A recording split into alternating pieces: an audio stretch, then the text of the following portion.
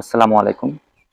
আজকে কথা বলবো বড় পুকুরে রেনুর চাষ নিয়ে, যেটাকে অনেকে ডিম ফোটানো বলে। তো এই যে পুকুরটা দেখতে পাচ্ছেন, এটা প্রায় 200 শতাংশের একটা পুকুর, প্রায় 6 বিঘা বলতে পারেন।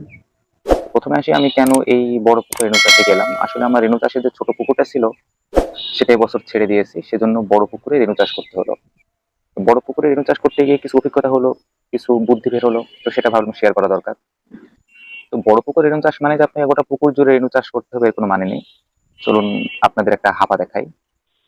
তো এই যে হাপাটা দেখতে পাচ্ছেন, এটা মোটামুটি কত হবে, 15 বাই 25 ফিট হতে পারে। তো আমি কিন্তু এই হাপাতে 1 কেজি পোনা কয়েকবার ফুটিয়েছি এবং প্রত্যেকবারই 100% রেজাল্ট পেয়েছি। তো ভাবলাম সেটাই আপনাদের সাথে শেয়ার করি যে হাপা করে কিভাবে 100% রেজাল্ট আনা সম্ভব রেণু ফোটানোর ক্ষেত্রে। প্রথমে বলে নেই, এই হাপাটাতে যে চারদিক দিয়ে যে বর্ডারটা দেখতে পাচ্ছেন গোলাপি কালারের, সেটা সুতি কাপড়। আর এটা হচ্ছে আপনার গভীরতা প্রায় 5 ফিট, 1 ফিট উপরে আছে, তো 4 ফিট পানির নিচে আছে বলতে পারেন। আর নিচ দিয়ে যেটা আমরা ব্যাট জাল বলি বা মাছ টানাকে জাল ব্যবহার করা হয়, ছোট্ট ছোট্ট নীল কালারের ছোটওয়ালা, সেই জালটা নিচে দেওয়া আছে। তো অনেকে বলতে পারেন কেন পাশ দিয়ে ঘেরাতেও সেই জালটা আমি ব্যবহার করি নাই।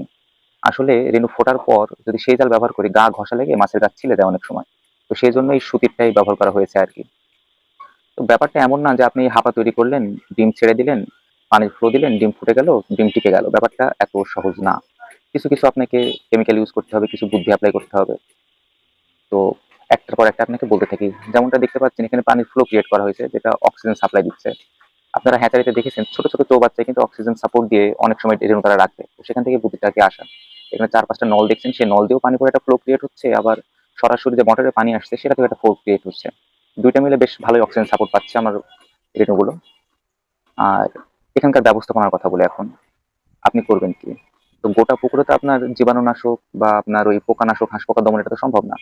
তো হাঁপা করলে সুবিধা হয় কি, আপনার পোকার আক্রমণটা এমনিই কমে যায়।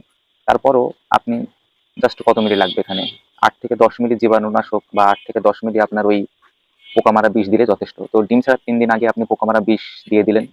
আর ডিম ছাড়ার আগের দিন বা কয়েক ঘন্টা আগে আপনি 10 মিলি জীবাণুনাশক দিয়ে দিলেন।